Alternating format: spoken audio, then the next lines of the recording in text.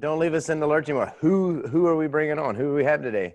Yeah, so I've gone and I've known Mr. McFarland, Jim McFarland, for well over 30 years. When I first started training in ninjutsu back in the mid 80s, Jim was a very good friend of a person that was like kind of my right hand guy when we were going through the training together.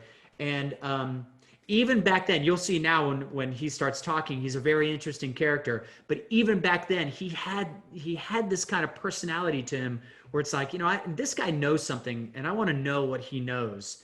And had some great times with Jim training in the late '80s and even into part of the early mid '90s. And then our paths kind of separated, and he went off and he did his own thing, and I followed the training as I did. And then just like in the past 6 years, actually, at a Mountain Quest 5 to 6 years ago in North Carolina at your place, Jim and I kind of became reunited in a way, and then it just kind of rekindled the relationship. And then I was kind of blown away as to how much knowledge and information that this gentleman had, as he's probably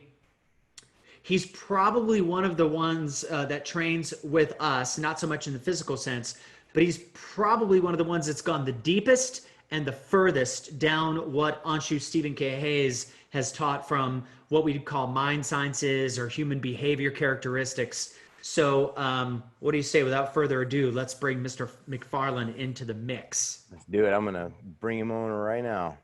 Okay.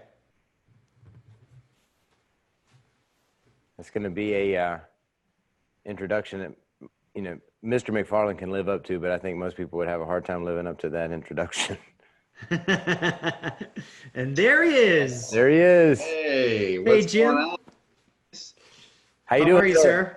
Big, bright smiles. You gotta like that. Gotta like that. Yeah. Great to see you. So, hey, yeah, real quick, Jim, before we get into it, I just want to give some shout outs real quick. Okay. We've got some people from all over the country that are tuning in. Oh, Eric that's cool. Smith is watching. Brian Evans is on. Michael Raptis, Jim McGowan. Kelly Cox is in. Tim Thomas is here. Sarah Rooning is in. Nikki. These are the people that I see on my feed. Paul Blackmore from Utah is Mark in. Davis So he's saying from hello from Boston. St. George. So just hello to everybody from all over the country. So glad and so grateful that you can make it and join it with us tonight on another edition of The Show. The show. You gotta like that. That's trendy. That's gonna catch. That's gonna catch. It's a placeholder name right now so far. So if you have any great ideas, that works. That works. Yeah. Let me know. Yeah.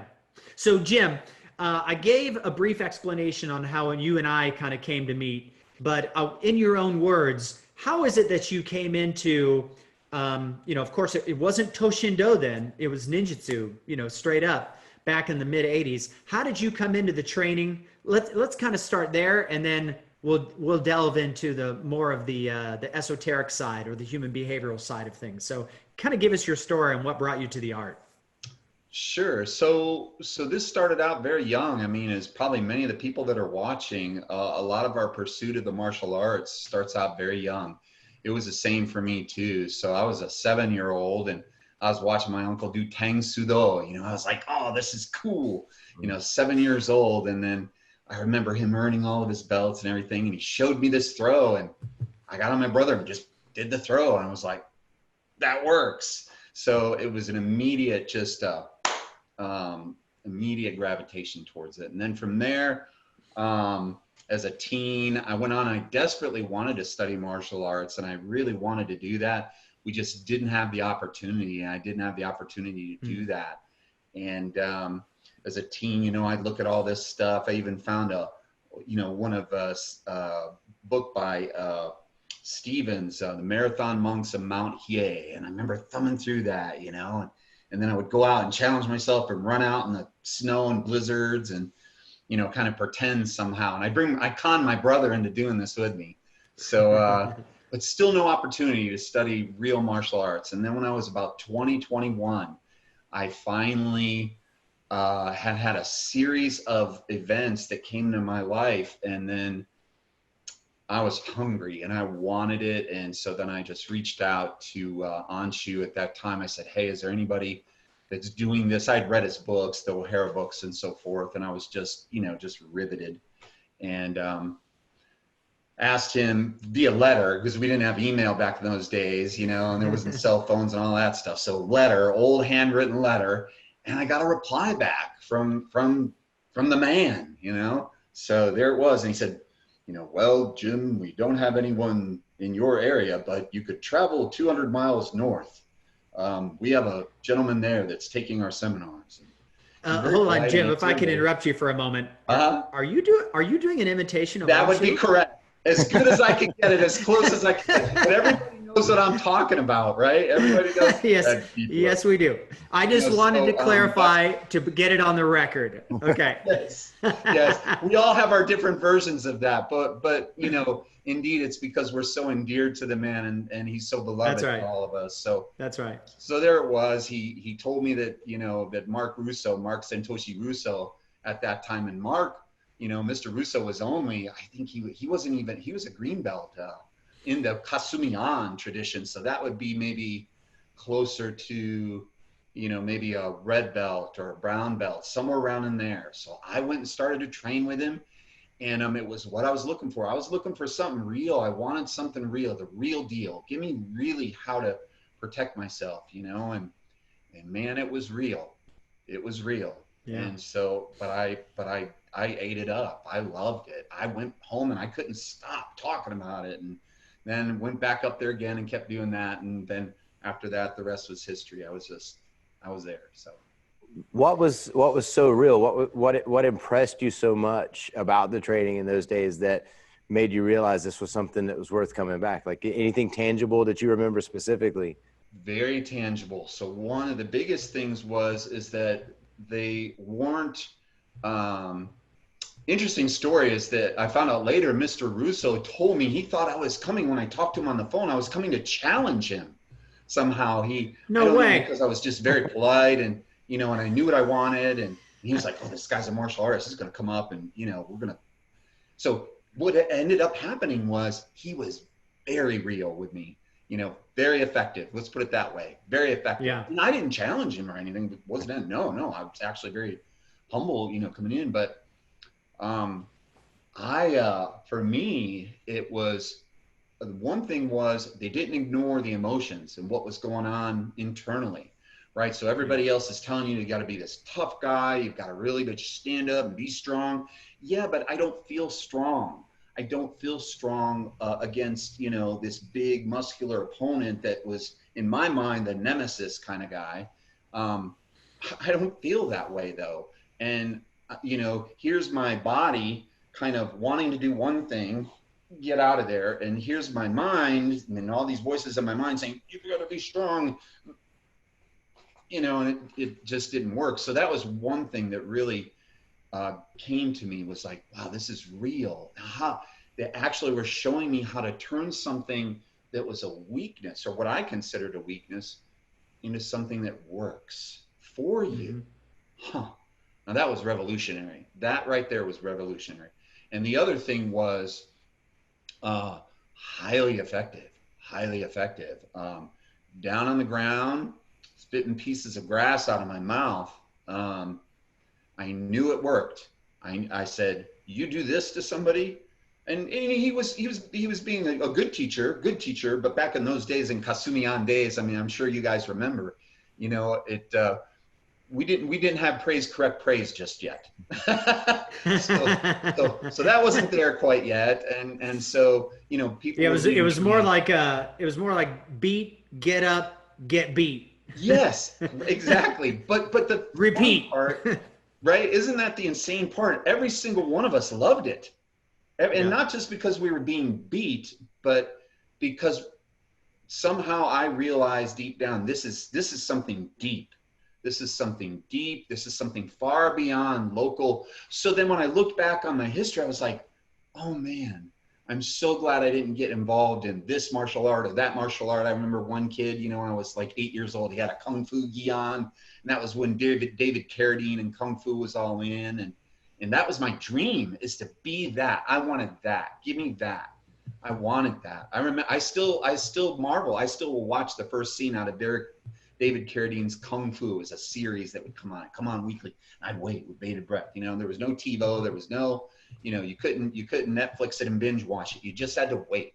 So Yep. I'd wait, and I'd wait there and I'd be riveted and nobody could disturb me, and I would request from my mom, hey, could you make some rice and some Chinese food, so I was getting all the whole experience ready, and I would watch David Carradine, and I can even envision to this day the very initial scene.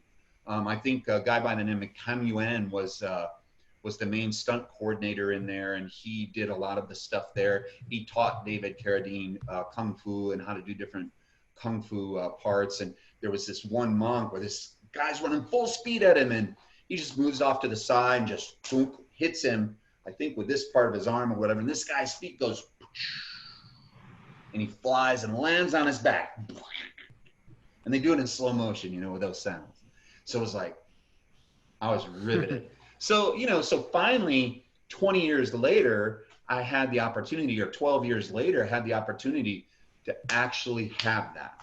And then there was this other part that was this spirit component, something beyond raw physicality that they were emphasizing and that they were pointing at and telling us about, and I remember that first meeting with Mark Santoshi Russo. Everybody was passing around these little diamond thunderbolts, one of these things, and they're all passing one around. We're all looking at it, and he's telling us about how this is a trigger to kind of like a shorthand way to call up all the winds, like immediately. Oh man, that was revolutionary. I had studied some NLP and looked into Tony Robbins, and this was anchoring. This is true. Oh, and this is taught here, and this is part of an old tradition. So yeah, it was like, it was a no-brainer for me. It was like, I found home. So yeah. That was. So why do you think you were so attracted to that side of things and not looking at it maybe as just like a novice where you kind of dip your toe in and then you kind of let some time go by and you kind of know it's there, but I mean, you really dove in and involved yourself into this training pretty heavily. Why do you think it was so attractive to you? I was looking for truth. I was looking for something. I even went to school to study truth, and I was going to major in philosophy, and I studied all these logic classes, and they taught me all these intellectual gymnastics that you can do. No, that's not what I'm looking for. I'm looking for, what is it? I couldn't put my words to it. And then finally, all of these things lined up for me to have this opportunity to experience that. And once I found it and got a taste of it, then I couldn't stop. So it chose me and grabbed a hold of me and pulled me in. Mm-hmm. That may be. Do you think that when people come into this particular martial art, that's majority of what I have to reference it on, but more so when they come into some type of practice where they start looking at what's going on inside of themselves, do you think it's in part because there's something in their life that maybe they feel there is missing, or there was this kind of, I don't want to say a gap or a hole, but something was there waiting to, like, as you kind of mentioned, it grabs a hold of you and it pulls you in. Do you think that people have a tendency of kind of going through their lives where they may not be aware that they're, I don't want to say missing out on something, but there's something more. There's something more there, and then all of a sudden something sparks that, and it's like a light switch has been turned on, and now they can't turn it off. Very much so. Very much so. I think anybody that comes to this art and sticks, that to me, I know there's a lot of reasons why people come to this. They may come for fitness. They may come because they want realistic, combat effectiveness against a real attacker. Some want that, but I think underneath there, I think there's a real hunger for that now. I don't know if I see that in many places, especially dojos, martial arts places, but definitely, just in general. If we look at our regular, normal spiritual kind of outlets or pursuits, some of them can be kind of a little pallid, maybe, or undernourished.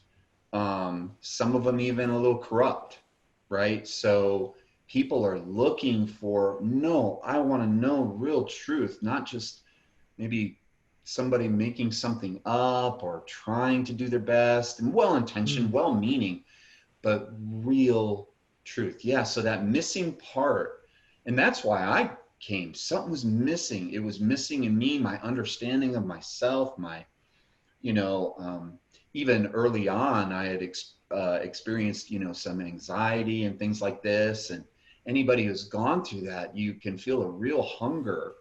So the good side of feeling those things is that it really prompts you to look. Now you're going to start looking. Now you've got a question. Now you've got a question. So then when we have that, it may not even be formulated up here. It's in here. I'm just searching, and I can't even articulate it. I couldn't even articulate it as a young man going into college. All I knew is I called it philosophy. I want to study philosophy. No, but that wasn't it. It was this truth and how this all really works, how I work, how all that's what I wanted.